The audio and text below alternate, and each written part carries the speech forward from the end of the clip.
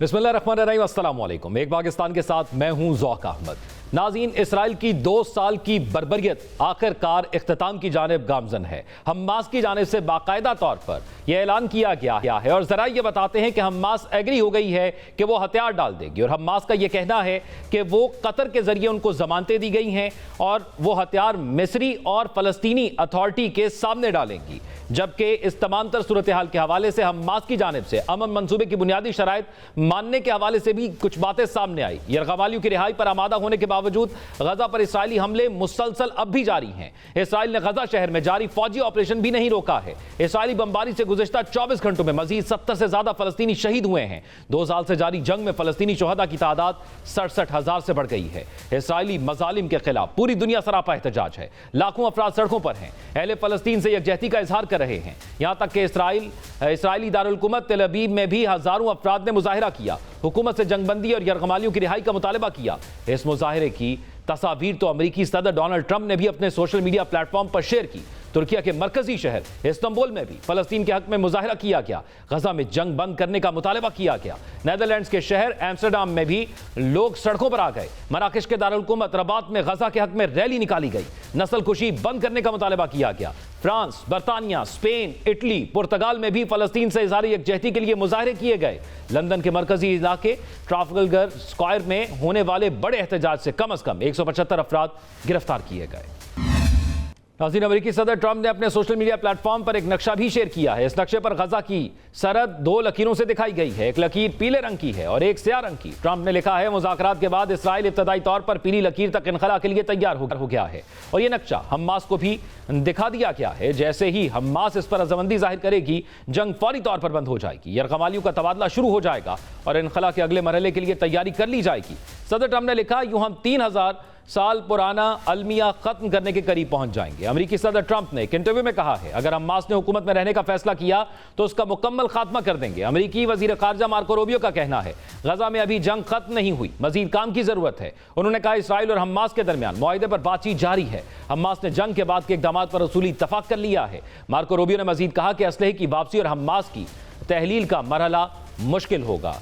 अब इस तमाम सूरत हाल पर बात के लिए हमारे साथ सीनियर जर्नलिस्ट जद्दा से सिराज वहाब साहब मौजूद हैं। बहुत शुक्रिया आपके वक्त। सिराज साहब, एक तो ये जो अहम डेवलपमेंट अभी हुई है, इसके हवाले से आप क्या राय रखते हैं, जिसमें हमास एग्री कर गई है हथियार डालने के हवाले से?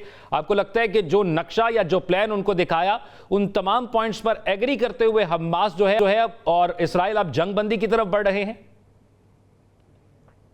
जी देखिए, हमास की तरफ से और अरब दुनिया की तरफ से ये मुआहदे का इस्तक़बाल किया गया है और उसी के तहत हमास ने इस बात को एक्सेप्ट किया है कि वो अपने जो असला है वो थर्ड पार्टी के हवाले कर देंगे। जैसा कि आपने अभी जिक्र किया अपने इंट्रोडक्शन में, वो कतरी और इजिप्शियन सिक्योरिटी फोर्सेस के सामने अपने हथियार जो है वो दे देंगे।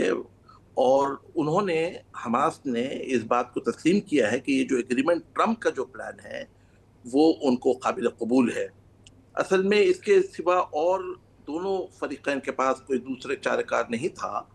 लेकिन आपने कहा कि क्या इजराइल भी जंगबंदी की तरफ बढ़ रहा है, तो मैं समझता हूँ कि नहीं। इजराइल की नीयत में इस वक्त भी बहुत शक और शुबात हैं।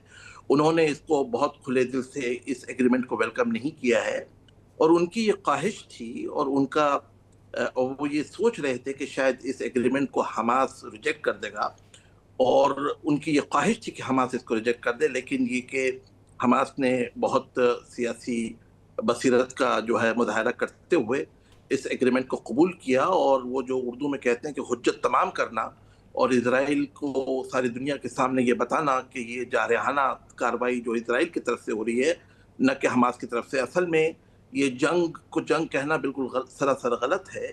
ये एक तरफा जो है कार्रवाई थी इजराइल की गाजा के खिलाफ, और हमास तो वो कोई बहुत बहुत बहुत बड़ी कोई आर्मी या फौज नहीं है। वो तो एक पैरामिलिट्री फोर्स है। वो اپنے حق کے لیے وہ لڑ رہے ہیں. بالکل ایسے ہی، اور 2 سال تک انہوں نے وہاں پر لڑائی کی اپنے حق کے لیے. لیکن اب جو حالات آپ کو نظر آ رہے ہیں جس میں ڈونلڈ ٹرمپ نے کہا کہ پتہ لگ جائے گا کہ حماس سنجیدہ ہے یا نہیں، تو جو اب تک حماس کی جانب سے فیصلہ سامنے آیا ہے، آپ کو لگتا ہے کہ یہ ڈونلڈ ٹرمپ کے لیے بھی قابل قبول ہوگا؟ اور پھر خاص طور پر وہ جو اتھارٹی کا ایک معاملہ ہے کہ وہاں پر کیا ایک ٹیکنوکریٹس کی اتھارٹی ہوگی جو کہ غزہ کے لوگوں کی ہوگی یا فلسطین سے ہوگی یا عرب ممالک سے ہوگی، وہ معاملہ آپ کو کہاں پر لگتا ہے کہ سیٹل ہوا؟ ڈونلڈ ٹرمپ نے تو فوری جیسے ہی حماس کا بیان کل رات میں آیا کہ انہوں نے ایکسیپٹ کر لیا ہے اس پلان کو، تو ڈونلڈ ٹرمپ نے فوری اس کو ویلکم کیا. نہ صرف ویلکم کیا بلکہ حماس کے اسٹیٹمنٹ میں جہاں پہ اسرائیل کا جو نسل کشی کے بارے میں جو لفظ استعمال کیا گیا تھا جینوسائیڈ، اس کو خود اپنے ہینڈل سے انہوں نے ری ٹویٹ کیا. اس کا مطلب یہ ہے کہ انہوں نے حماس کی تعریف کی، حماس کو اپریشیٹ کیا کہ حماس جو ہے اس بات پہ آمادہ ہو گیا ہے کہ وہ پلان، وہ جو ٹرمپ کا جو غزہ پیس پلان ہے اس کے لیے وہ قابل قبول ہے. جہاں تک کہ ٹیکنوکریٹ کی بات ہے، ٹیکنوکریٹس بھی جو ہے وہ بالکل حماس کے لیے قابل قبول ہے، اس لیے کہ کوئی تھرڈ پارٹی وہاں پر ہونا بہت ضروری ہے جو اس وقت غزہ کو اثر نو پھر سے تعمیر کر سکے. اور اس میں سب سے امپورٹنٹ بات یہ ہے کہ اس پورے پلان میں، غزہ کے پورے پلان میں اسرائیل کا کوئی لینا دینا نہیں ہے. یعنی تمام ساری چیزیں باہر کی سورسز کو دی گئی ہے. جیسے فار ایگزامپل ٹیکنوکریٹس ہیں، وہ بھی جو ہے فلسطین ٹیکنوکریٹس ہے. جو انٹرنیشنل پیس کیپنگ فورس کے بارے میں جو بات کی جا رہی ہے اس کے اندر بھی اسرائیل کا کوئی عمل دخل نہیں ہے. یعنی اس ایشو کو انٹرنیشنلائز کر دیا گیا ہے، بجائے پوری چیزیں جو اسرائیل کے ہاتھ میں تھی اس سے لے کر اب انٹرنیشنلائز اس کو کر دیا گیا ہے. اور غزہ کی جو تقدیر ہے اس وقت وہ اب انٹرنیشنل لوگوں کے حوالے ہے. اور امریکہ کا اسرائیل پر اس وقت بہت پریشر ہے کہ وہ فوری طور پہ یہ پلان کو ایکسیپٹ کرے، اپنے فورسز کو غزہ سے مکمل طور پر وڈرا کرے اور نئی حکومت کو وہاں پہ بننے دے ٹیکنوکریٹس کی، اور ان کے ساتھ دنیا کے تمام سارے روابط ہوں گے، ریکنسٹرکشن ہوگا، ری بلڈنگ ہوگی. اور سب سے امپورٹنٹ بات اس پلان کی جو تھی وہ یہ ہے کہ ٹرمپ اور اسرائیل نیتنیاہو یہ بارہا کہہ رہے تھے کہ غزہ کو ڈی پاپولیٹ کر دیا جائے گا، وہاں سے فلسطینیوں کو نکال دیا جائے گا، اور یہ کہ وہاں پہ کسی قسم کا کوئی مڈل ایسٹ ریویرا بنا دیا جائے گا. وہ تمام ساری باتیں مسترد ہو گئی ہیں، اور اس وقت فلسطینی اور جو غزہ میں ہے وہ غزہ میں رہیں گے. ان کو چھوڑنے کے لیے کوئی آمادہ نہیں کر سکتا، کوئی فورس ٹھیک ہے، کوئی آمادہ نہیں کر سکتا. یہ خوش آئند بات ہے ان لوگوں کے لیے اور ایکسیپٹیبل بھی ہے، اور یہی وہ چاہتے تھے. لیکن دوسری طرف اسرائیل ہے، ایک معاہدہ 19 جنوری کو ہوا، اس پر بھی کچھ قیدیوں کا تبادلہ ہوا، اس کے بعد اسرائیل نے اس معاہدے کو توڑ دیا. اب ایک اور معاہدہ ہونے جا رہا ہے. کیا اسرائیل اس کو اسی طرح ایکسیپٹ کر لے گا، اور پھر کیا کن مراحل سے وہ فورسز واپس آئیں گی؟ کیونکہ غزہ کے ایک بڑے حصے تک اسرائیل جو ہے وہ قبضہ کر چکا ہے. جی، میں نے آپ کو پہلے ہی کہا کہ اس پہ بہت شک، اور اسرائیل کی نیت پہ بہت شک اور شبہات ہے. وہ کوشش کریں گے جس سے یہ پلان ناکام ہو جائے. ان کی ہر کوشش ہوگی کہ جنگ جاری رہے.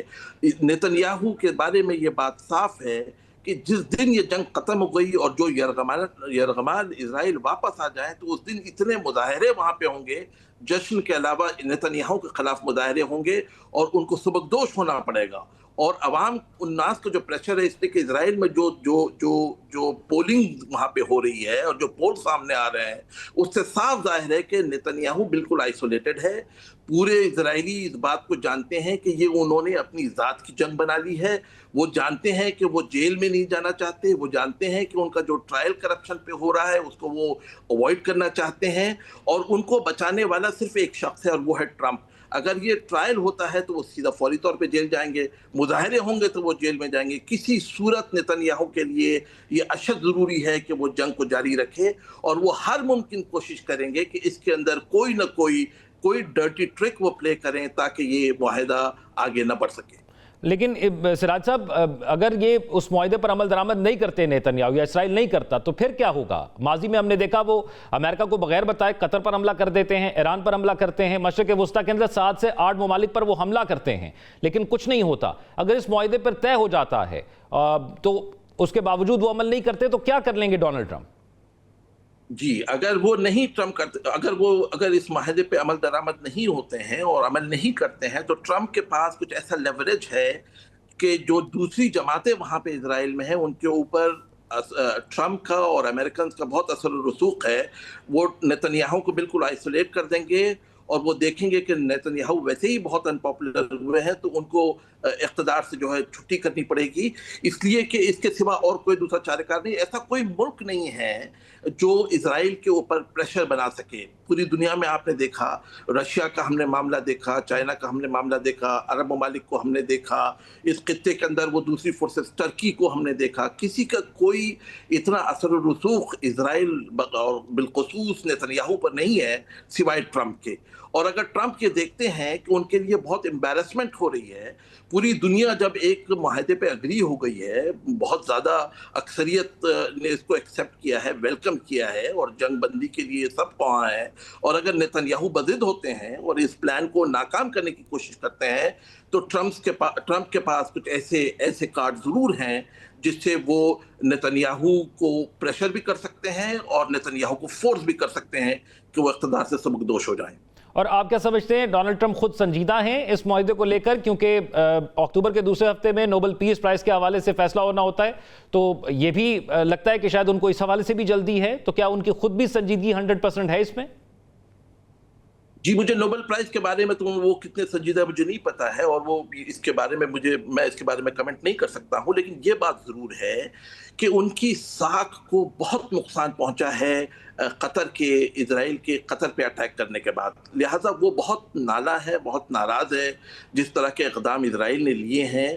اور میں پہلے بھی بتا چکا ہوں کہ امریکہ میں دو فریقین ہیں، ایک تو ٹرمپ ہے جو بالکل ڈیپ سٹیٹ سے بالکل ہٹ کر ہے، ایک آؤٹ سائڈ دی پولیٹکس والے آدمی ہے، وہ بالکل نئے قسم کے پریسیڈنٹ ہے، ان کی کوئی ٹریڈیشنل کانسٹیٹوئنسی نہیں ہے، ان کی کانگریس کے اندر تمام سارے لوگ جو ہے ان کو لائک نہیں کرتے ہیں، خود ریپبلکن پارٹی میں ان کی وہ ساکھ نہیں ہے جو ٹریڈیشنل ریپبلکن سپورٹ ہوتا ہے، تو ظاہر ہے وہ یہ دیکھتے ہیں کہ ان کے خلاف نیتنیاہو کی وجہ سے ان کی پولیٹیکل کیپٹل کو بہت نقصان پہنچ رہا ہے۔ اس لیے کہ یاد رہے کہ ٹرمپ نے اپنا پہلا دورہ سعودی عرب، قطر اور متحدہ عرب امارات کا کیا تھا، اور قطر پہ اٹیک کرنے کے بعد سب سے زیادہ کسی کو اگر نقصان ہوا تو قطر سے سب سے زیادہ نقصان خود ٹرمپ کو ہوا ہے۔ اور ٹرمپ دیکھ رہے ہیں کہ اسرائیل ٹوٹلی دنیا میں آئسولیٹ ہوا ہے، پوری دنیا میں بالکل آئسولیشن کا وہ شکار ہے۔ اقوام متحدہ میں ہم نے دیکھا کہ اسرائیل بالکل الگ تھلگ تھا، اور چونکہ اسرائیل الگ تھلگ تھا اور جو ویٹو پاور امریکہ نے اسرائیل کے فیور میں استعمال کیا ہے، اس کی وجہ سے امریکہ کی ساکھ کو بہت، خود امریکہ کی نہیں، خود ذاتی طور پہ ٹرمپ کی ساکھ کو بہت اثر ہوا ہے۔ اور اقوام متحدہ کے دوران جو سعودی عرب، ٹرکی، پاکستان، متحدہ عرب امارات، قطر اور جو مسلم ممالک کی جو میٹنگ ہوئی ان میں ٹھیک ہے، یعنی آپ یہ سمجھتے ہیں کہ یہ ایک ٹرننگ پوائنٹ سراج صاحب رہا، قطر پر حملہ جو اسرائیل کی جانب سے کیا گیا اس سے بہت زیادہ پریشر بھی ڈونلڈ ٹرمپ پر رہا، اور اس کے بعد صورتحال زیادہ تیزی سے تبدیل ہوئی۔ بہت شکریہ آپ، سینئر جرنلسٹ جدہ سے ہمارے سراج وہاب صاحب موجود تھے۔ ناظرین، ایک بریک کی طرف جائیں گے، لیکن بریک کے بعد ہمارے ساتھ پاکستان پیپلز پارٹی سے قمر زمان قائرہ اور PMLN سے رانا احسان افضل صاحب موجود ہوں گے، اور ان سے ہم جانیں گے کہ اس وقت جو پاکستان پیپلز پارٹی اور نون لیگ میں اختلافات چل رہے ہیں، کیا یہ عوام کو انگیج کرنے کی کوشش ہے یا حقیقی معنی میں کوئی اختلافات ان دونوں جماعتوں کے درمیان اس وقت چل رہے ہیں اور وہ طول پکڑ رہے ہیں۔ ایک بریک بعد اسٹے ود اس۔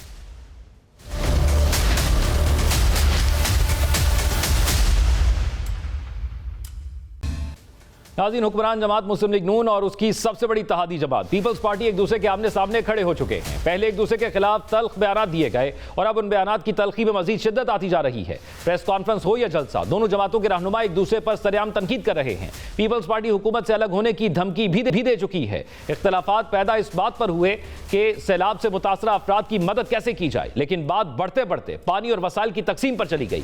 معاملہ شروع تب ہوا جب پیپلز پارٹی نے کہا سیلاب سے متاثرہ افراد کی مدد کے لیے عالمی اداروں سے اپیل کی جائے۔ بلاول بھٹو نے تجویز دی کہ سیلاب زدگان کی مدد بے نظیر انکم سپورٹ پروگرام کے تحت کی جائے۔ اس پر وزیر اعلیٰ پنجاب مریم نواز نے پیپلز پارٹی کی تجویز کو پنجاب کے اندرونی معاملات میں مداخلت قرار دیا اور کہا کہ پیپلز پارٹی اپنے مشورے اپنے پاس رکھے۔ مریم نواز نے یہ الزام بھی لگایا کہ پیپلز پارٹی پنجاب میں سیلاب پر سیاست کر رہی ہے۔ انہوں نے کہا وہ پنجاب کے عوام کی جانب اٹھنے والی ہر انگلی کو توڑ دیں گی۔ مریم نواز نے چولستان میں نہریں نکالنے کے منصوبے کا بھی دوبارہ ذکر چھیڑ دیا اور کہا کہ یہ نہریں پنجاب کے پانی پر بنے گی اور کسی کو اس کی مخالفت کرنے کا کوئی حق نہیں۔ اس پر پیپلز پارٹی سندھ کے صدر نثار کھڑو نے کہا سندھ نے نواز شریف کو کالا باغ ڈیم بنانے نہیں دیا تو مریم نواز کی کیا حیثیت ہے۔ مریم نواز کے بیان کی گونج پارلیمنٹ کے ایوانوں تک بھی پہنچ گئی۔ نون لیگ کی اتحادی جماعت پیپلز پارٹی نے مریم نواز سے اپنے اس بیان پر معافی مانگنے کا مطالبہ کیا۔ پیپلز پارٹی رہنما سید نوید قمر نے کہا ایسے حالات میں اتحادی حکومت کا چلنا مشکل ہو جائے گا۔ پیپلز پارٹی کا یہ موقف بھی سامنے آیا کہ مریم نواز جب تک معافی نہیں مانگتی وہ حکومت کی کسی بھی قانون سازی کی سپورٹ نہیں کرے گی، لیکن مریم نواز نے معافی مانگنے سے انکار کیا۔ بڑھتی تلخی کم کرنے کے لیے اسپیکر قومی اسمبلی ایاز سعدی کے چیمبر میں دونوں جماعتوں کے رہنماؤں نے ملاقات کی اور معاملات کو افہام و تفہیم کے ساتھ حل کرنے پر اتفاق کیا۔ یہ خبر بھی آئی کہ وزیر اعظم نے نواز شریف سے صلح کرانے کی درخواست کر دی، تاہم سخت بیانات کا سلسلہ اب بھی جاری ہے۔ سندھ کے سینئر وزیر شرجیل انعام میمن نے کہا وزیر اعلیٰ پنجاب ایک اسکرپٹ رائٹر کے زیر اثر ہے، ان کی مہم کا اصل نشانہ وزیر اعظم اور وفاقی حکومت ہے۔ اس پر وزیر اطلاعات پنجاب عظمہ بخاری نے رد عمل میں کہا شرجیل میمن خود وفاق اور پنجاب کے خلاف سازشیں کر رہے ہیں اور جب ان کی کارکردگی پر سوال کیا جاتا ہے تو وہ صوبائیت کا کارڈ استعمال کرتے ہیں۔ اب اس صورتحال پر بات کرنے کے لیے پاکستان پیپلز پارٹی سے قمر زمان قائرہ صاحب ہمارے ساتھ موجود ہیں، جبکہ ان کے ساتھ ساتھ پاکستان مسلم لیگ نون سے رانا احسان افضل صاحب ہمارے ساتھ موجود ہیں۔ دونوں کا بہت شکریہ۔ قائرہ صاحب آپ سے آغاز کرنا چاہوں گا، ہم نے دیکھا کہ وفاق کے اندر وہ 27ویں آئینی ترمیم کا معاملہ ہو، وہ بجٹ ہو یا وہ کوئی اور معاملہ ہو، پی ایم ایل این اور پیپلز پارٹی افہام و تفہیم کے ساتھ چلتے ہیں۔ پھر ابھی حالیہ ہم نے دیکھا کشمیر کا ایشو ہوا تو آپ بھی وہاں پر موجود تھے اور پیپلز پارٹی اور نون لیگ نے مل کر وہ معاملہ حل کیا، لیکن جب بات پنجاب کی آتی ہے تو ہم دیکھتے ہیں ہر کچھ عرصے بعد ایسے بیانات یا اختلافات سامنے آتے ہیں جس کے بعد تلخیاں مزید بڑھتی ہوئی نظر آتی ہیں۔ بنیادی وجہ آپ کو کیا لگتی ہے، کیا رکاوٹ ہے کہ یہاں پر وہ افہام و تفہیم ہمیں نظر نہیں آتی جو وفاق میں نظر آتی ہے پاکستان پیپلز پارٹی اور پی ایم ایل این کے درمیان؟ بڑی صائب رائے ہے، بڑا اچھا سوال آپ نے پوچھا ہے، اور یہی سوال ہماری دونوں جماعتوں کو سوچنا ہے۔ ہمارے رویوں میں ایسی باتیں ہیں، تلخیاں ہیں، شاید ہم اس کو اپنی سیاسی اسٹریٹجی سمجھ رہے ہیں، لیکن یہ نقصان دہ ہے اور اس کا فائدہ نہیں ہوگا۔ ماضی میں تلخیوں سے لوگوں کے اندر ہمارا جو مزاج ہے وہ تنقید کو اپنے مخالف کا ہاتھ نہ ملانا، اس کو مخاطب کرتے ہوئے حد تک سے مخاطب کرنا، یہ بڑا مروج طریقہ رہا ہے سیاست کا، بھی ہمارے ہاں آج بھی ہے۔ جو بندہ ذرا اکڑ خاں ہوتا ہے لوگ اس کی بڑا بہت کہتے ہیں اس کے بارے میں نیگیٹو، لیکن اس کی بڑی تعریفیں بھی ہوتی ہے۔ تو یہ ہمیں ماضی کی سیاست میں، ماضی قریب میں بھی، ماضی بعید میں بھی نظر آتا رہا، لیکن الٹیمیٹلی یہ نقصان دہ ہوتا ہے۔ اور اس وقت جو گفتگو ہمارے ہاں جاری ہے، پنجاب کے اندر سے جو گفتگو سیاسی جماعتوں تک اگر تلخی رہے تو اور بات ہے، لیکن اگر اس تلخی کو ہم قومیتوں کی طرف لے جانا چاہیں، اس کا رخ موڑنا چاہیں تو یہ بدقسمتی ہوگی، یہ افسوسناک ہوگی۔ اگر پنجاب کے حکومت کے فلڈ ریلیف کے جو طریقہ کار ہے اس کے اوپر ہم نے کوئی تجویزیں دی یا کوئی تنقید کی تو اس کو اس رنگ میں لیا جائے کہ ہم نے پنجاب کے اوپر تنقید کر دی ہے، ہم نے پنجاب کے اوپر وار کر دیا ہے، یعنی کبھی پنجاب کی نہریں، کبھی پنجاب کے فنڈز، کبھی پنجاب کا جو ہم نے 50 ارب دیا تھا، اعلان کیا تھا بجلی کی سبسڈی، اس کو پیپلز پارٹی نے رکوایا۔ تو یہ الزامات جو کہ جس کا جواب میں بڑی تفصیل سے دے چکا ہوں پہلے ہی، یہ جو ہے یہ بڑے افسوسناک۔ ہمارا مقصد تو یہ تھا کہ جو طریقہ کار پنجاب حکومت نے اختیار کیا ہے یا وفاقی حکومت نے، ہمارے خیال میں جو ماضی کے تجربات کی روشنی میں امیڈیٹ ریلیف، فوری ریلیف، یعنی کو 10 20 25 ہزار کی ایک رقم ہوتی ہے نا جو آپ فوری طور پہ این بلاک سارے لوگوں کو دیتے ہیں جو متاثر ہوتے ہیں، تاکہ وہ اپنے روزمرہ کے معاملات میں اس کا جو علاج نکال سکے۔ لیکن جو ڈیٹیل آپ نے لوگوں کو دینی ہے وہ تو سروے کے بعد دینی ہے۔ تو ہم نے اس وقت بلاول صاحب نے جب قصور کا وزٹ کیا تھا اس وقت ابھی فلڈ شروع ہوا تھا، تو انہوں نے کہا کہ بڑے لیول کا فلڈ ہے، ابھی اور پیچھے سے فلڈ آنے کا امکان ہے، تو ایمرجنسی لگانے کا اعلان کرے۔ اور دوسرا بے نظیر انکم سپورٹ پروگرام ایک آزمودہ پروگرام ہے، اس کے ذریعے کوئک ریلیف ہو سکتا ہے، کوئک جو لوگوں کو ڈسپوزل ہو سکتی ہے، تو ایک اسمال چنک آف منی جو ابتدائی دیا جا سکتا ہے وہ دیا جائے۔ یہ ہماری تجویز تھی، نہیں مانی، ہم نے تھوڑی سی تنقید کی۔ اچھا آپ نے نہیں مانی، نہ مانیے، لیکن اگر ہم سمجھتے ہیں کہ پنجاب کے عوام کا یہ طریقہ کار جو دیا جا رہا ہے درست نہیں ہے، बाकी जमातें समझती हैं ये दुरुस्त नहीं है, मीडिया समझता है ये दुरुस्त नहीं है। तो क्या पंजाब के हुक्मरान अगर हमें कहें कि अगर आपने ये बात की तो मैं आपकी उंगली तोड़ दूंगी, मैं आपको छोड़ूंगी नहीं, और आपको ये बिल्कुल हक, कौन रोक सकता है हमें बात करने से? कौन रोक सकता है हमें तजवीज देने से? कौन रोक सकता है हमें ये जो तनकीद करने से? हमारा हक है, हम हुकूमत में बैठे हो तो भी करते हैं, आप भी करते हैं, मुस्लिम लीग भी करती है, उनका भी हक है, सारी जमातों का ये हक है। खैर साहब, जब बिलावल भुट्टो जरदारी साहब पंजाब में आए थे, उन्होंने पंजाब हुकूमत की तारीफ की थी। एक मिनट सुनिए जरा, आपने पंजाब के ऊपर हमला कर दिया, ये ना कहिए। अगर आप इसको पंजाब सिंध की बात करेंगी और सिंध की तरफ से पंजाब पे हमला है, तो ये नेगेटिव नेशनलिज्म है, ये नैरो नेशनलिज्म है, ये बहुत तकलीफ और अफसोसनाक है। इसको रोकिए। बिलावल साहब जिस दिन कसूर गए थे, उन्होंने बाकायदा पंजाब गवर्नमेंट की कोशिशों की, काविशों की तारीफ की थी, और उन्होंने वजीर आजम साहब को ये तजावीज दी, तो उन्होंने कहा कि हम पॉजिटिव लेंगे उसको। इसके ऊपर अगर नहीं माननी पंजाब ने, न माने, लेकिन अगर हम तो रखेंगे ना अपना मुकदमा लोगों के सामने, आप हमारा मुकदमा रखने को कहें, मैं रखने नहीं दूंगी, मैं बात नहीं करने दूंगी, ये मुनासिब नहीं है। और मैंने इस पे भी गुजारिश की थी कि मरियम नवाज शरीफ साहब, आप हमारी बहन है, काबिल एहतराम है, आप मियां नवाज शरीफ साहब की बेटी हैं, आप वजीर आजम साहब की, मियां शहबाज शरीफ साहब की भतीजी हैं, आप बड़ी लीडर हैं, आपका ये जो तर्ज तखातुब है ये दुरुस्त नहीं है। अल्फाज का चुनाव ऐसा रखिए कि अगर कोई आपको उन्हीं अल्फाज में जवाब दे तो आपके लिए तकलीफ देना हो। ठीक है बिलावल साहब, आपने खुद जिक्र किया जब वो आए थे उन्होंने तारीफ। कह रहा साहब, यहाँ पर सवाल ये है कि एक तो उन्होंने कहा कि उनको आपके मशवरों की जरूरत नहीं, दूसरा उन्होंने कहा पंजाब की तरफ उठने वाली उंगलियों को तोड़ देंगे, लेकिन पीपल्स पार्टी चाहती है कि इन बयानात पर माफी मांगी जाए। अब क्या मामला सेटल डाउन हो जाएगा, माफी जरूरी होगी, या उसके बगैर भी सेटल डाउन हो जाएगा? क्योंकि सैयद नवीद कमर कह चुके हैं कि ऐसे हालात में इत्तेहादी हुकूमत का चलना मुश्किल हो जाएगा। तो क्या इस पोजीशन तक पहुंच चुकी हैं दोनों जमातें अब इन बयानात के बाद? देखिए, पार्लिमानी पार्टी का फैसला मेरे इल्म में नहीं है, क्योंकि ये पार्लिमानी पार्टी का फैसला था, इसके ऊपर मेरे इल्म में नहीं है। लेकिन मैं क्योंकि यहाँ था भी नहीं, पिछले 2-3-4 दिन से कश्मीर में था। सवाल यह है कि हमारी पार्लिमानी पार्टी ने जो एतराज किया, वो पंजाब के ये जो हमारा एतराज था फ्लड के ऊपर, उसके तरीकाकार पे नहीं है कि पंजाब हुकूमत ने हमारी बात नहीं मानी तो हम ये करो, ऐसा नहीं है बिल्कुल। वो इशू है जब आपने सिंध का इल्जाम ठहराया कि आपने हमारा फ्लड रिलीफ का पैसा रोका, आपने हमारी नहरों का निजाम रोका, आपने हमारा जो बिजली का रिलीफ था, आपने IMF को शिकायत की, उसके ऊपर उन्होंने कहा कि ये खिलाफ हकीकत है, और उसके ऊपर जब बातें की गई तो उसके ऊपर उन्होंने अपने रंज का इजहार किया है। मेरा ख्याल है कि इसमें सेनर वॉइसेस जो हैं वो प्रिवेल करेंगी, करनी चाहिए, लेकिन इसके बारे में मैं कोई हतमी बात करने की पोजीशन में नहीं। ठीक है, कमर जमान खैरा साहब हमारे साथ ही मौजूद है, PLN से राना एहसान साहब हमारे साथ मौजूद है। बहुत शुक्रिया राना एहसान साहब आपके वक्त का। राना एहसान साहब, खैरा साहब मौजूद थे और यही तमाम तर सूरत हाल के हवाले से उनसे भी ये सवाल किया था कि कश्मीर का मामला आप वफाकी हुकूमत और पंजाब हुकूमत जो है वो पीपल्स पार्टी और नून लीग ने मिलकर हल किया, दीगर मामला भी मिलकर हल करती है, पंजाब के हवाले से क्यों इतनी इख्तलाफात और तलखियां होती हैं, क्यों इतने सख्त बयान दिए जाते हैं? रहमान रहीम, देखिए पीपल्स पार्टी हमारी कोalition के अंदर बहुत साथ दे रही है, और इससे पहले भी PDM के अंदर भी हमने एक अच्छा वक्त गुजारा, और मकसद यही है कि मुल्क को हमने आगे लेके जाना है।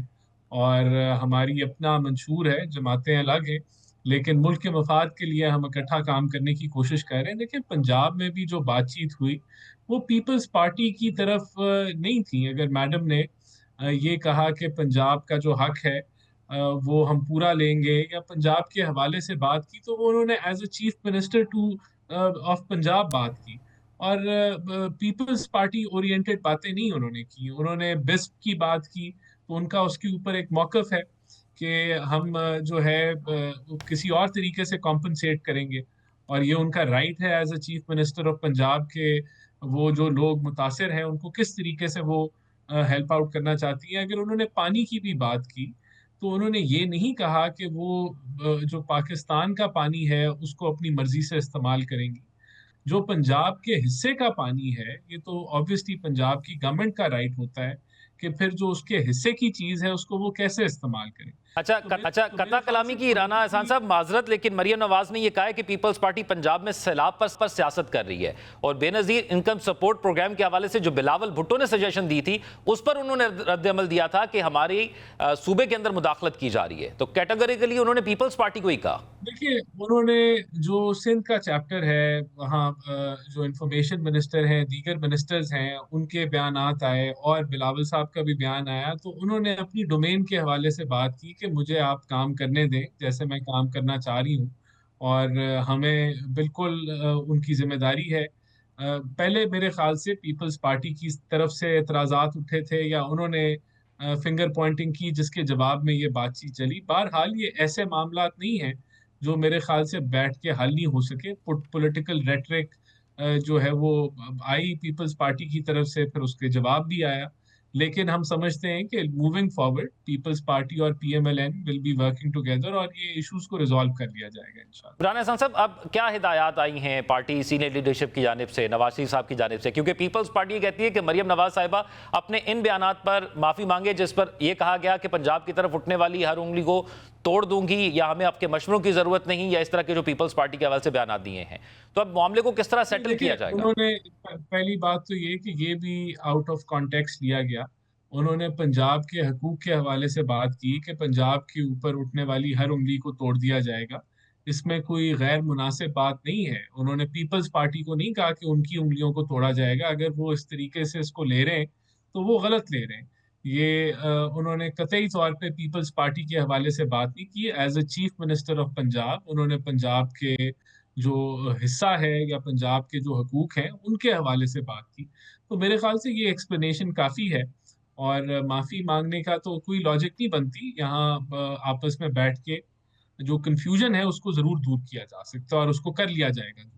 اور کس طرح کیا جائے گا؟ کیونکہ پیپلز پارٹی کے رہنما یہ کہہ رہے ہیں کہ ایسے حالات میں تو ہم وفاقی حکومت کے ساتھ بھی نہیں چل سکتے، تو کیا اس کے حوالے سے کوئی تاریخ یا جگہ طے کر لی گئی کہ اب بیٹھ لیا جائے اور معاملے کو حل کر لیا جائے، یا ابھی تک اس پر صرف بات ہو رہی ہے؟ دیکھیے میرا نہیں خیال کوئی اتنے مشکل حالات ہو گئے کہ کوئی کولیشن کا کہ ورکنگ کے اندر کوئی خطرہ ہو۔ ابھی آپ نے دیکھا کہ آزاد کشمیر کے حوالے سے بھی جو پرائم منسٹر نے کمیٹی کانسٹیٹیوٹ کی، اس کے اندر بڑا اچھا مل کے دونوں جماعتوں نے اور دیگر جماعتوں نے رول ادا کیا اور اس کے نتائج بھی مثبت آئے۔ تو یہ کولیشن چلے گی، آپ فکر نہ کریں، انشاءاللہ ٹھیک ہو جائے گا معاملہ۔ کیونکہ جس طرح کے بیانات آ رہے ہیں، جس طرح آج ہی سندھ کے سینئر وزیر شرجیل انعام میمن نے کہا کہ وزیر اعلیٰ پنجاب ایک اسکرپٹ رائٹر کے زیر اثر ہیں، ان کی مہم کا اصل نشانہ وزیر اعظم اور وفاقی حکومت ہے، تو ان بیانات کی جو سنگینی ہے یا سنجیدگی ہے وہ بڑھتی جا رہی ہے۔ ہر روز ایک نیا بیان آپ کی جماعت یا دوسری جماعت سے آ رہا ہے۔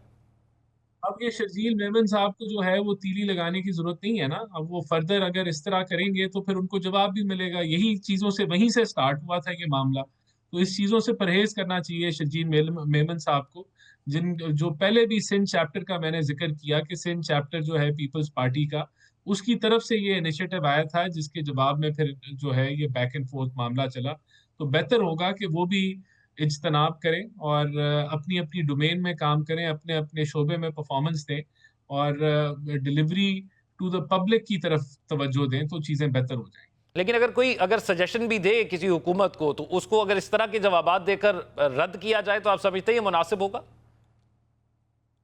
دیکھیں کرٹیسزم کو تو ہم ہمیشہ ویلکم کرتے ہیں، لیکن بے بنیاد پھر تنقید ہوگی تو جواب تو آئے گا نا جی۔ ایسی بات تو نہیں ہے، پھر جواب ملے گا۔ انہوں نے کرٹیسزم یہ اس کو جواب دیا نا کہ انہوں نے کہا کہ بے نظیر انکم سپورٹ پروگرام کی جگہ ہم تو جو گرے ہوئے گھر ہیں ان کو دوبارہ بنا کے تعمیر کریں گے، جن کے مال مویشی کا نقصان ہوا ہے، اب تو جن کے فارم بھی افیکٹ ہوئے ہیں ان کو بھی کمپنسیشن سٹارٹ ہو گئی ہے۔ تو انہوں نے اس کا الٹرنیٹو دیا نا، جو تنقید کی اس کے جواب میں انہوں نے الٹرنیٹو پلان دیا، تو اس کو بھی پھر ایکسیپٹ کرنے کا برداشت بالکل ہونا چاہیے۔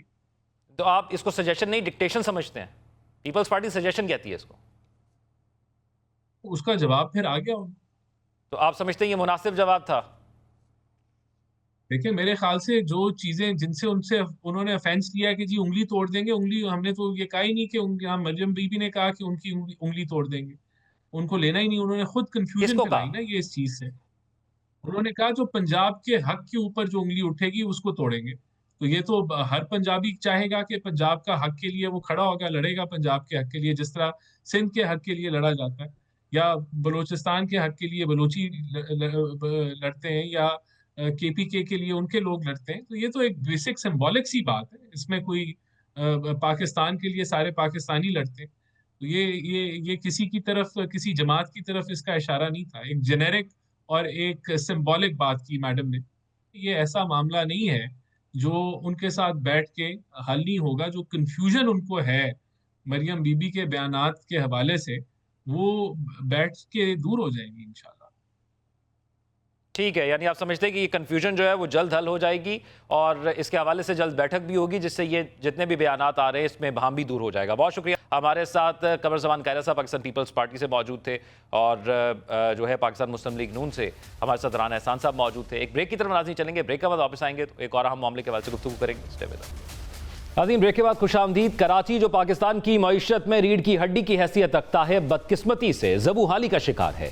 یہ وہ شہر ہے جو ملک کو سب سے زیادہ ریونیو دیتا ہے، مگر جواب میں اسے صرف نظر انداز، تاخیر شدہ منصوبے اور بنیادی سہولیات سے محرومی ملتی ہے. ان تاخیری منصوبوں اور ناکافی سہولیات کے پیچھے سب سے بڑا مسئلہ مالیاتی محرومی ہے. Pakistan business forum Karachi chapter کے زیر اہتمام ایک حالیہ راؤنڈ ٹیبل سیشن میں معروف کاروباری شخصیات نے انکشاف کیا کہ کراچی کو گزشتہ 15 سال میں اس کے حق سے 3,360 ارب روپے سے محروم رکھا گیا. سابق وفاقی سیکرٹری خزانہ یونس ٹھاگا کے مطابق 7ویں NFC ایوارڈ کے بعد کراچی کو اس کے جائز حصے سے محروم رکھا گیا. صرف آنکڑائی کی مد میں شہر کو 1,000 ارب روپے کا نقصان ہوا، جبکہ وفاقی اور صوبائی ترقیاتی پروگراموں سے 1,360 ارب اور پورٹ انفراسٹرکچر پروسیس کے حوالے سے بات کی جائے تو سیس کی مد میں مزید 1,000 ارب روپے کا نقصان برداشت کرنا پڑا. یہ وہ رقم تھی جو شہر کے انفراسٹرکچر پر خرچ ہونی چاہیے تھی. انہوں نے اس بات پر زور دیا کہ اگر کراچی کو اس کا سالانہ حق یعنی 880 ارب روپے مل جائے تو K4 سرکولر ریلوے، تمام BRT لائنز، بلو اور براؤن لائنز اور دیگر سڑکوں کی مرمت جیسے تمام منصوبے مکمل کیے جا سکتے ہیں. ان کا یہ بھی کہنا تھا کہ 2008 میں KMC کو 25 ارب روپے ملتے تھے اور آج بھی وہی رقم دی جا رہی ہے، جبکہ سندھ حکومت کا بجٹ 15 سال میں 8 گنا بڑھ چکا ہے. Karachi chamber of commerce and industry کے چیئرمین جاوید بلوانی نے گفتگو کرتے ہوئے کہا کہ پاکستان میں جو کچھ بھی بنتا ہے اس میں کراچی کا 67% حصہ ہوتا ہے. اس کے باوجود شہر کی حالت زار سب کے سامنے ہے. حالیہ بارشوں میں بھی شہر کو اربوں روپے کا نقصان اٹھانا پڑا. معروف صنعت کار زبیر موتی والا نے کہا کہ بجٹ میں 12,500 ارب میں سے 8,000 ارب روپے کراچی سے جمع ہوتے ہیں، جبکہ باقی ملک کا حصہ صرف 4,500 ارب ہے. دنیا کے مہذب ممالک میں اصول یہ ہوتا ہے کہ جو علاقے زیادہ ٹیکس دیتے ہیں وہاں ترقیاتی کام بھی اسی تناسب سے ہوتے ہیں. اب اسی تمام تر صورتحال پر بات کرنے کے لیے ہمارے ساتھ یونس ٹھاگا موجود ہیں، جو کہ سابق وفاقی سیکرٹری برائے خزانہ ہیں. یونس ٹھاگا صاحب، آپ نے اس بات کا ذکر کیا کہ کراچی کو 3,360 ارب روپے سے محروم رکھا گیا ہے، اور کراچی کے حوالے سے اس سے قبل بھی بہت بات ہوئی اس کے ترقیاتی منصوبوں کے حوالے سے، وہاں پر جو ترقی کا فقدان ہے اس کے حوالے سے. ہر سال بارشیں آتی ہیں، اس کے حوالے سے رپورٹ کیا جاتا ہے کہ وہاں پر جو ترقی ہے وہ ناکافی ہے. لیکن جب سندھ حکومت سے بات کی جاتی ہے یا سندھ کے دیگر وزراء بات کرتے ہیں تو وہ کہتے ہیں کہ کراچی کو اس کے حق سے زیادہ ملتا ہے. تو پھر یہ بیانات میں اتنا تضاد اور یہ جو آپ نے فگرز بتائے، اس میں اتنا گیپ کیوں ہے؟ السلام علیکم. دیکھیں جناب، یہ میں نہیں سمجھتا کہ پاکستان میں کوئی بھی ذی شعور آدمی، چاہے وہ وفاقی حکومت میں ہو، چاہے صوبائی حکومت میں ہو، چاہے وہ اس کا تعلق کسی لوکل گورنمنٹ سے ہو، کسی بھی ادارے سے ہو، وہ کوئی بھی یہ نہیں کہہ سکتا کہ کراچی کو اس کا حق مل رہا ہے یا حق سے زیادہ مل رہا ہے. یہ تو حق سے زیادہ کہنا تو ایک بہت ہی ناجائز بات ہوگی. کراچی کو اس کا حق بالکل بھی نہیں مل رہا، ورنہ تو یہ شہر اس کنڈیشن میں نہیں ہوتا. جو ہم نے بات کی تھی اور کافی دنوں سے کر رہے ہیں کہ کراچی جس طرح ہم پورے پاکستان کو میں تمام صوبوں کو ان کا حق NFC کے تحت ملتا ہے اس کی پاپولیشن کے آبادی کے حساب سے، اسی طرح آبادی کے تناظر سے اگر کراچی کو اس کا حصہ ملتا رہتا پچھلے 15 سال میں، اس کو ہم نے کیلکولیٹ کیا ہے 2010 سے، تو اگر یہ اس کو ملتا رہتا اسی تناسب سے تو کراچی میں یہ کبھی بھی کمی نہ پیش آتی ہے. جس کو ورلڈ بینک نے کہا کہ کراچی میں خسارہ ہے انفراسٹرکچر کا 10 ارب ڈالر کا. یہ 10 ارب ڈالر کا خسارہ جو بنا ہمارا، یہ اسی 15 سال میں اگر ہم ان کے اوپر کراچی کے اوپر صرف اس کو آبادی کے مطابق ہی ان کو پیسے ملتے رہتے. کراچی کو صوبائی ڈیولپمنٹ فنڈ میں، یا اس سے پہلے جو آکٹرائی کے پیسے ملتے تھے GST میں سے، وفاقی ڈویزیبل پول سے، تو وہ سارا 7th NFC سے وہ سب واپس لے لیا گیا. تو ہم نے اسی کی بات کی کہ کراچی کو اگر اس کے حقوق ملتے رہتے اس پورے پیریڈ کے اندر تو کراچی میں انفراسٹرکچر کا اتنا خسارہ نہ ہوتا اور اس شہر کی جو اس وقت زبوں حالی وہ اس طرح سچویشن نہ ہوتی. یہ فرمائیے گا، آپ نے کہا 15 سال سے کے ایم سی کا بجٹ نہیں بڑھا، لیکن کے ایم سی نے جو پیسہ لیا کیا اس کا استعمال صحیح ہوا؟ یعنی جو فنڈ ملتا رہا وہ صحیح استعمال ہوتا رہا یا وہ بھی کرپشن یا خرد برد ہوتا رہا؟ دیکھیں دو چیزیں ہیں، ان کو دونوں طریقے سے ہمیں دیکھنا ہوگا. ایک تو یہ ہے کہ وسائل کی بات اور دوسرا ہے مسائل کی، اس کے استعمال میں مسائل کی بات. تو وسائل کی اگر ہم بات کریں تو وسائل اگر نہ ملیں، وسائل سے اگر صرف 10واں حصہ اس کو ملے کراچی کو، اور جو اس کو وسائل ملنے چاہیے ان کا، اور یہ بات نہیں ہے کہ صوبائی حکومت کے پاس وسائل نہیں، صوبائی حکومت کے پاس بہت سارے وسائل ہیں. اس سال بھی صوبائی حکومت کا بجٹ 3,500 ارب روپے کا ہے، جس میں صرف ڈیولپمنٹ کا 1,080 ارب روپے. تو اگر یہی صرف کراچی کو ملتا رہتا تو کبھی اس میں کوئی خسارہ نہ ہوتا. تو ہمارا یہی کہنا ہے کہ کراچی کو اس کا اگر رائٹ فل شیئر ملتا رہتا تو کراچی اس کنڈیشن میں نہیں آتا. اور وفاقی حکومت بھی کراچی سے کے ٹیکس سے فائدہ اٹھاتی ہے، تو آپ یہ سمجھتے ہیں کہ وہ برابر کی شریک ہے جو کراچی کی اس وقت کی صورتحال ہے، جو گلے شکوے یا انتظامی غفلت ہمیں وہاں پر نظر آتی ہے؟ دیکھیں وفاقی حکومت یقیناً اس کے اندر یہ تمام پارٹیاں جو کہ صوبوں میں ہیں مختلف یا وفاق میں ہیں، یہ سب مل کے ہی ساری پالیسیز بناتے ہیں. جو 18ویں ترمیم بھی کی گئی اس میں صرف صوبوں کا خیال رکھا گیا، مقامی حکومتوں کا کوئی خیال نہیں رکھا گیا. حالانکہ ان سے پہلے 18ویں ترمیم سے پہلے جنرل مشرف کے دور میں مقامی حکومتوں کو بڑا بااختیار بنا دیا گیا تھا اور بہت سارے ان کو فنکشنز بھی دیے گئے تھے، وسائل بھی دیے گئے تھے. حالانکہ اس وقت تک 7ویں NFC کے تحت صوبے اتنے مالدار نہیں تھے، اس کے باوجود بھی مقامی حکومتوں کو ٹھیک ٹھاک پیسے ملتے تھے. حالانکہ اس وقت صوبوں کو صرف 45% اپنا حصہ ملتا تھا فیڈرل بجٹ میں، فیڈرل ڈویزیبل پول میں سے. وہ پھر بڑھ کے اب 56% پہ آ گیا ہے. تو جہاں پہ ان کا شیئر بڑھتا جا رہا ہے اسی طرح مقامی حکومتوں کا شیئر کم ہوتا جا رہا ہے. جیسے میں نے اپنے آرٹیکل میں بھی لکھا تھا کہ جو مقامی حکومتوں کو پہلے جیسے کراچی کی ہم نے مثال دی کہ 24 ارب روپے جو ملتے تھے آج سے 15 سال پہلے، وہی 24 ارب روپے اب بھی مل رہے ہیں. تو اگر 15 سال تک اس کو نہیں دیکھا گیا تو اس میں تمام جو میں سمجھتا ہوں کہ پارٹیاں اس میں شامل ہیں ان سب پہ ذمہ داری آتی ہے کہ 18ویں ترمیم لکھتے ہوئے انہوں نے مقامی حکومتوں کا کوئی اچھی طریقے سے اس کی وضاحت نہیں کی کہ ان کے پاس کیا سبجیکٹس ہوں گے اور ان کے لیے ان کو وسائل مالی کس طرح ملیں گے. اسی طرح 7th NFC میں جو پہلے سے وسائل ملتے تھے مقامی حکومتوں کو وہ بھی واپس لے لیے گئے، جو آفٹرائی کی مد میں جیسے میں نے عرض کیا اپنے آرٹیکل میں بھی. تو اس طرح اور پھر بعد میں جب NFC لکھتے ہوئے انہوں نے کبھی بھی صوبائی حکومتوں کو یہ نہیں کہا کہ یہ جب ہم آپ سے پیسے ہم آپ سے آبادی کے تناسب سے آپ ہم سے لے جاتے ہیں وفاقی حکومت سے، تو صوبائی حکومتیں پھر اس کو مقامی حکومتوں کو چاہے وہ لاڑکانہ میں ہو، چاہے شکارپور میں ہو، چاہے کراچی میں ہو، ان کو ان کے آبادی کے تناسب سے پھر اس کو شیئر ملنا چاہیے، چاہے وہ ڈیولپمنٹ فنڈز ہو، چاہے وہ کرنٹ اکاؤنٹس کے فنڈز ہوں، کرنٹ ایکسپینڈیچر کے. تو کسی بھی طریقے سے NFC کو پراپرلی کنڈیشنل نہیں کیا گیا. ہمارا اب یہ کہنا ہے کہ 8ویں NFC ہو رہی ہے چند دنوں کے بعد، اس کے اندر کم سے کم اس کا تدارک کرتے ہیں. یونس آغا صاحب، NFC کا جو معاملہ ہے اب وفاق کے اندر پاکستان پیپلز پارٹی کی حکومت بھی رہ چکی، PTI کی بھی رہ چکی، PMLN کی بھی رہ چکی اور اب تو اتحادی حکومت ہے. تو آپ کو لگتا ہے کہ جو یہ تحفظات ہیں جب NFC سٹارٹ ہوا اور اب تک اور جو مسائل کی آپ نے نشاندہی کی، یہ وہ موقع ہے کہ وفاق میں پیپلز پارٹی کراچی کو یا سندھ کو اپنا حق دلانے میں کامیاب ہو جائے گی جس کی نشاندہی آپ کر رہے ہیں، یا یہ ایسے ہی چلے گا؟ نہیں، پیپلز پارٹی کو وفاق سے یہ حق نہیں دلانا، پیپلز پارٹی نے صوبے میں حق دینا ہے. اور ہمارا یہ کہنا ہے کہ NFC میں وفاق اور سارے صوبے مل کے حق دیں تمام مقامی حکومتوں کو اور تمام لوکل ضلعوں کو اور شہروں کو.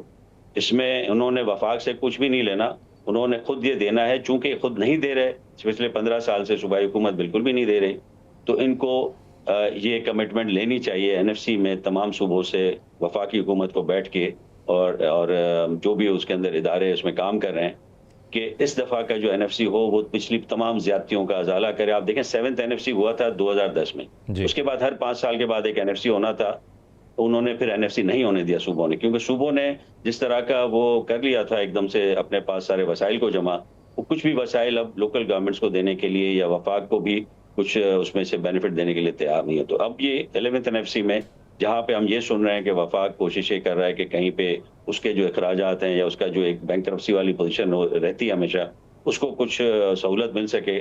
اسی طرح ہم یہ چاہیں گے کہ جو لوکل گورنمنٹس کے ساتھ زیادتی ہوئی ہے 7th NFC میں اور 18th امینڈمنٹ میں اس کا خیال نہیں رکھا گیا، تو اس کا اب خیال رکھا جانا چاہیے. اور ایک اس دفعہ کا 11th NFC ملک کی ترقی کی ایک نشان کو راستے پہ ملک کو لے کے جائے. جو اس وقت ہماری سچویشن ہے تعلیم کی، صحت کی یا شہری علاقوں کی کمپٹیٹیونیس کی یا اس کی لیویبلٹی. اب دیکھیں نا کراچی کو کہا جاتا ہے کہ یہ رہنے کے قابل ہی شہر نہیں ہے، تو کم سے کم اب ایک بہتر ڈائریکشن میں 11th NFC اور وفاقی حکومت ہم کو لے کے جائے اور صوبائی حکومتیں اس پہ ان کی ساتھ رہیں. کیونکہ کافی ہو گیا، کافی آپ نے کراچی کو پیچھے رکھ لیا، کافی آپ نے یہ ایک جو وسائل کا ہمیشہ سے ایک بہانہ بنایا جاتا ہے کہ ہمارے پاس وسائل نہیں ہے. تو اس آرٹیکل میں ہم نے یہ وضاحت کر دی ہے کہ وسائل کی کوئی کمی نہیں ہے اور وسائل کو صرف ایمانداری کے ساتھ اور انصاف کے ساتھ تمام علاقوں میں پہنچانے کی ضرورت ہے. ڈاکٹر صاحب، وفاق تو خاص طور پر اپنے خود ذکر کیا کہ اپنے اس کے اخراجات ہیں، اور اس اخراجات کے حوالے سے وہ کہہ رہا ہے کہ اسے اپنے اخراجات یا صوبوں کے اخراجات کو بڑھانا ہوگا اور یہ صوبائی ذمہ داری ہوگی کہ وہ اپنے اخراجات کو یا ٹیکس کلیکشن کو بڑھائیں. تو آپ کو لگتا ہے کہ ایسا نظام موجود ہے کہ صوبے اپنی ٹیکس کلیکشن یا اپنے اخراجات کو پورا کرنے کے لیے کوئی انکم کے ذرائع بڑھا سکتے ہیں؟ اتنی گنجائش موجود ہے؟ جی ہاں، وہ تو ایک الگ جو بحث ہے کہ صوبے کس طرح اپنے وسائل کو بہتر کر سکتے ہیں. میرا تو یہ کہنا ہے، اور ہم نے اس آرٹیکل میں بھی یہ ہم نے ثابت کیا ہے کہ موجودہ وسائل جو ہیں اسی میں سے ہی اگر انصاف کے ساتھ کام کیا جائے تو کراچی کے سارے مسئلے حل ہو سکیں. اضافی وسائل کی نہ وفاق سے لینے کی ضرورت ہے، نہ ہی صوبوں کو اگر فرض کیجئے ٹیکس کلیکشن میں کوئی زیادہ کامیابی نہیں ہوتی، کرنی تو چاہیے اس میں بھی محنت، لیکن ہمارا یہ کہنا ہے کہ ابھی بھی اتنے وسائل ہیں. جیسے میں نے اس میں عرض کیا ہے کہ 1080 ارب روپے کا صرف صوبے کی ڈیولپمنٹ کا بجٹ ہے اس سال. 1080 ارب کا مطلب یہ ہے کہ آپ کئی میرے خیال ہے 20-25 ہم وہ بنا سکتے ہیں جو اس وقت باقی پیسے ہم نے دینے ہیں کہ K4 کو. تو K4 جیسے 10-15 منصوبے صرف اسی ایک سال کے بجٹ سے ہی بن سکتے ہیں. اسی طرح جو ہمارے بلو لائن کا اور ریڈ لائن اور یلو لائن اور یہ ساری جو کراچی سرکولر ریلوے، سب کے لیے وسائل موجود ہیں. اس سال بھی ہمارے جو اینول ڈیولپمنٹ پلان ہے صوبے کا، اس میں سے بھی بہت سارے پروجیکٹس کامیابی کے ساتھ ہو سکتے ہیں. لیکن ایک ہمیشہ سے ایک وہ بنا لیا گیا ہے یہ وتیرہ کہ جی ہمیں یا تو وفاق پیسے دے یا ہم ورلڈ بینک سے قرضہ لیں گے. صوبے کے جو اپنے وسائل ہیں اس سے پتہ نہیں کیوں کراچی پہ اخراجات نہیں کیے جاتے. کیونکہ مسائل ہم کراچی کے اس سے پہلے آپ بھی نشاندہی کرتے رہے، ایک بار پھر آپ نے نشاندہی کی، ہم دیگر ذرائع سے بھی کراچی کے مسائل کے حوالے سے بات سنتے رہے. تو کیا کوئی ایسا فورم موجود ہے جہاں پر کانسٹیٹیوشنل خاص طور پر کہ جہاں پر اس بات کو اٹھایا جا سکے اور کوئی عملی طور پر عمل سامنے آئے؟ کیونکہ مسائل، الزامات یہ سب تو سنتے رہے لیکن حل کبھی نہیں ہمیں دیکھنے کو ملا. دیکھیں یہ تو ایک ہمارے جو منتخب نمائندے ان کی ذمہ داری ہے، صوبائی اسمبلی میں ہو چاہے وہ پارلیمنٹ میں ہو، یہ فورم ہے جہاں پہ ان معاملات کو اٹھایا جانا چاہیے. اور سب سے اسٹرانگ اور مضبوط فورم ہے CCI کا، وہاں پہ اس کو لے جانا چاہیے. ہمیں جو ہمارے منتخب نمائندے ہیں ان کو کہ جو ہمارے وہاں پہ نمائندے ہیں ان سے بات کرنی چاہیے. اس کے علاوہ ایک یہ جو جیسے میں نے عرض کیا کہ 11th NFC کا ہونے والا اجلاس، اس کے اندر بھی یہ بات جو ہے اس کے اوپر بات ہونی چاہیے، اور ایز انٹرسٹڈ سٹیزنز اور منتخب نمائندوں کو جا کے وہاں پہ جو اس کے اندر جو لوگ بیٹھیں گے 11th NFC پہ فیصلہ کرنے، ان کے ساتھ ملاقات کر کے ان کو اپنا پوائنٹ آف ویو پہنچانا چاہیے. اور یہ ایک انصاف پہ مبنی باتیں، اس میں کوئی ہم زیادہ حق نہیں لینا چاہتے، کسی اور کا حق کراچی کی طرف نہیں لینا چاہتے. ہم صرف یہ چاہتے ہیں کہ کراچی کو اور تمام شہروں کو ان کا حق ملنا چاہیے جو کہ پہلے ملتا تھا مشرف کے دور میں، اور یہ 18th امینڈمنٹ سے پہلے اور 7th NFC سے پہلے جو وسائل ملتے تھے. اب تو سب کے پاس بہت زیادہ وسائل ہیں تمام صوبوں کے پاس. اب تو شہروں کو اور یہ دیہاتوں کو اور تمام لوکل گورنمنٹس کو بہت زیادہ پیسہ پہلے سے ملنا چاہیے، لیکن اب یہ کم ہی ہوتا جا رہا ہے، یہ بڑھ نہیں رہا. بہت شکریہ یونس ڈھاکہ صاحب ہمارے ساتھ موجود تھے اور اپنی رائے کے حوالے سے آگاہ کرے تھے. ناظرین آج کے پروگرام سے اتنا ہی، مجھے دیجیے اجازت. اللہ حافظ.